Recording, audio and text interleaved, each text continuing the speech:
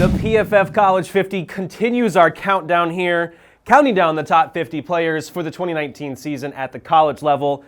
We've taken into consideration PFF's play-by-play grading over the past 5 years, and we've ranked the top 50 players going into 2019. Jumping back into the countdown, though, starting at number 20 today, Stanford cornerback Paulson. Guy just makes plays on the ball. 19 pass breakups a season ago. Incredible forced incompletion percentage. Strong run defense grades. Does it everywhere. And he's a guy that we like going in, maybe not as widely known because of where he plays out in California on the West Coast, the Pac-12 after dark, not showing him enough love. We like him a lot going into the season. Number 19 on the list, needs no introduction. Dominated college football last year. Him and Trevor Lawrence created quite the rapport. T. Hagins, number 19 on the list. He's truly a missed tackle forcing machine after the catch. He doesn't do it that often when he does, but when he does get the chance and the ability in space because of how he's covered, he's a guy who dominates, and he also brings in contested catches just as if they were normal catch there. Doesn't matter if you've got press coverage, off coverage, zone coverage, man coverage. T. Hagins and Trevor Lawrence win as quite the combination. Number 18 on the list now, everything is fine with North Texas quarterback Mason Fine, the North Texas record holder for quite literally insert any sort of passing statistic right here. He grades extremely well in the PFF system. Not maybe as widely known, he's a little bit shorter on the short end of the stick, but he has a legitimate shot at the Heisman if we're talking about an undefeated North Texas team going into the season. The leader in adjusted completion percentage would takes into account multiple reasons for incompletions that are not the quarterback's fault. Mason Fine does it on a bevy of different types of throws. He's truly a wizard with the ball, and he's must-watch TV whenever he's on the field. Continuing our countdown, though, another cornerback makes our list, number 17. TCU cornerback Jeff Gladney. He's a stout Big 12 cornerback, which is not what you hear regularly from the Big 12. Defense is a little bit lackluster and allows their offenses to put up huge numbers, but Gladney allowed just 27 receptions on 71 targets last year, and that was playing against guys that were setting records and throwing a ridiculous amount of passes. Gladney is a lockdown corner in the Big 12, and look for big things from him this year, and even has him projected as a second-round talent. It could even skyrocket there from that with another big season.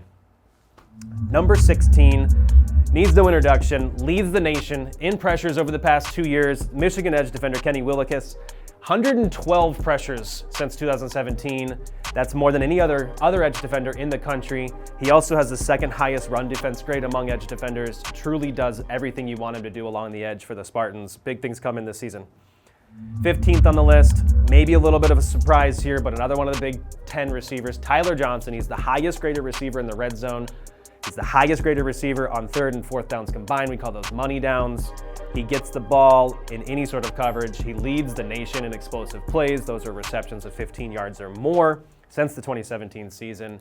Truly does add a valuable weapon and maybe one of the better weapons in the entire country for the quarterback situation up there, which now we do know is Tanner Morgan at Minnesota. So rely on Tyler Johnson pretty heavily here this season.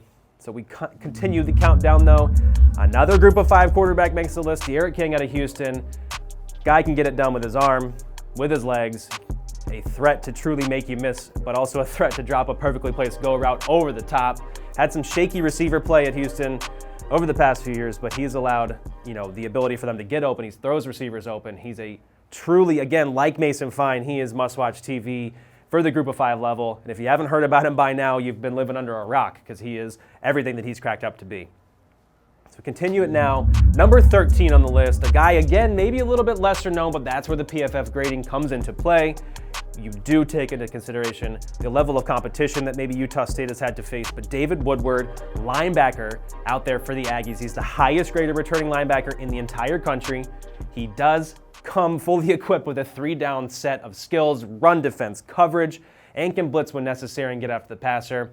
Awesome grades across the board, top 25 marks on all 3 of those facets, which pushed him to the number 1 graded linebacker a season ago, and that's where we think he can be again this season.